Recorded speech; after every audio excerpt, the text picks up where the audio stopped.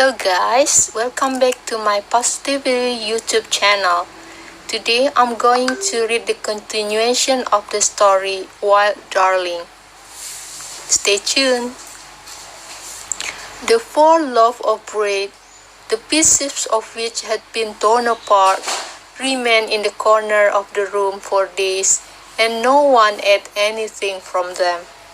Even a sip of water tastes poisonous. I did not understand what happened that night. Who were those men, and where did my father go? But did I understand one thing from my mother's behavior, that my father is not reversible? In my childhood world, two questions remain. Who were those men? And why did they take my father? Weeks later, my father's comrades, like scavengers, were locked behind the gate of the house, wanting to borrow their money. The people my father was willing to swear to honor each and every one of them. I understand one thing from their word. That night my father was taken by Hafizullah Amin's soldier, and whoever is Hafizullah Amin's guest will not return home. As they used to say, if someone say bad thing about Hafizullah Amin, that person is sentenced to death. My father had also fallen victim to his language. I do not know who he was, but I hated him when I did not see him. Months later, one night on Babil Kamar radio, the announcement of the fall of the Hafizullah Amin's government was announced. With the arrival of Babrak Karmal, the Soviet forces came to Afghanistan and the security situation worsened. But nothing had changed in our house. My father never came back. The situation in the house was worse than before. We were getting poorer and more miserable day by day. Our food was reduced from 3 meals to 2 meals a day. According to my mother, Kabul no longer had room for us. I did not know now, but one night my mother decided to emigrate to Iran. I only wish we had a better tomorrow. It was early spring when we moved to Herat. Two families of our acquaintances came with us. Kaka Jabbar with Mercy, I had no problem with them coming, but I did not like Kaka Rahmat's view on my mother. But there was no opportunity, and my mother's mood did not allow us to say anything to her. After a long day, we arrived in a city called Herat. Fortunately, no one was superior to others. We were all equally miserable. It rained heavily at night, and we took refuge in the dome houses. We were supposed to move to the border in the middle of the night.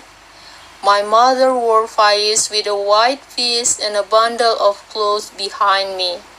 Several other families has come without us, and we were all together in a room that could accommodate no more than its members. The time has come, and I always remember my mother's last word. Fariba, hold on to my skirt, my daughter.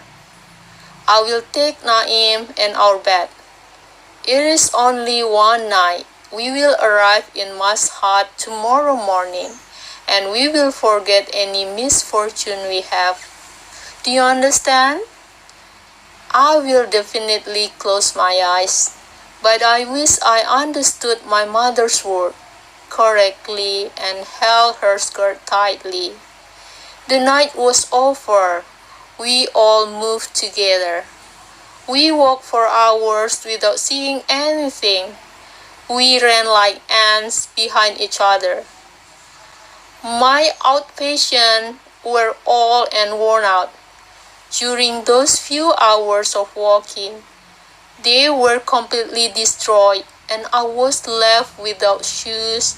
Small stone had wounded my foot, but I did not say anything to my mother, and I continued because it was one night and I had to endure. We reached a large plain. We all stayed there for a few minutes. There were other people in that plain. After the smuggling, we all moved together.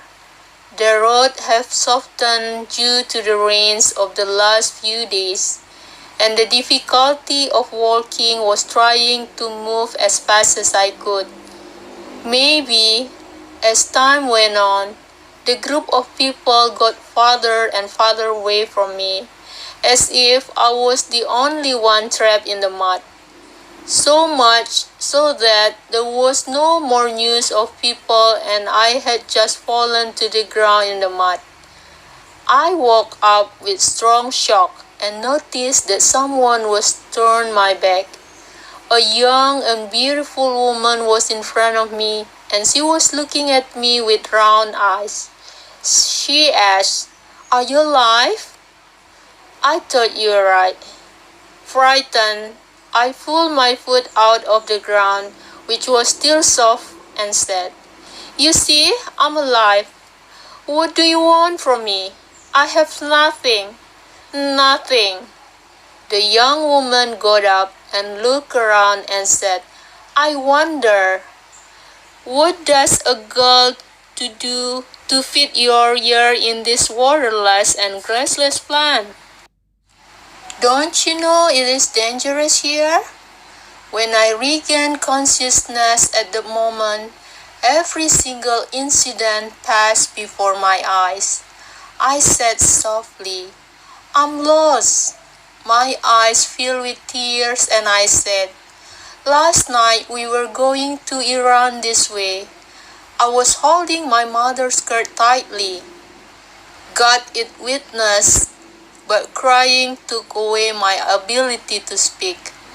After a few minutes, the young woman slowly sat down next to me and hugged me and said, "I know what it feels like to be lost, but staying here is more dangerous than this. Come go with me." I wiped my tears with the back of my hand and said, "No, my mother come back. I know she will not leave me alone." The young woman put her hand on my face and removed a piece of flour from my face and said, "Your mother has reached Mashhad. It is not possible to come, daughter of John." I said, "I will go myself. My mother has come. She cannot leave my brothers. To whom?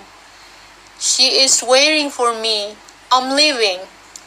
Until I got up, she took me by my hand and said, "Do not be stupid, girl. This road is open only at night. No one is allowed to go by day. What if you fall into the trap of wrongdoers?" But I did everything I could to let go of my hand and go to Mashhad. She let go of my hand and I fell. Is it my mother's skirt? I ran at full speed to the path where we were on last night. No matter how much I ran, it was plain and plain. The air was very hot. I was really scared that my way had no destination. I looked behind me, but there was no news of the young woman. Excessive fatigue and lack of water and food had taken away my ability to walk. I had to sit down and cry out loud. I felt very hungry and the sun was slowly losing its color. All my tears, aside from the fear of being alone at night, took my life. Just when I was frustrated, I heard a woman's voice. "Glad to be my mother. I got up and shouted, "Here I am!"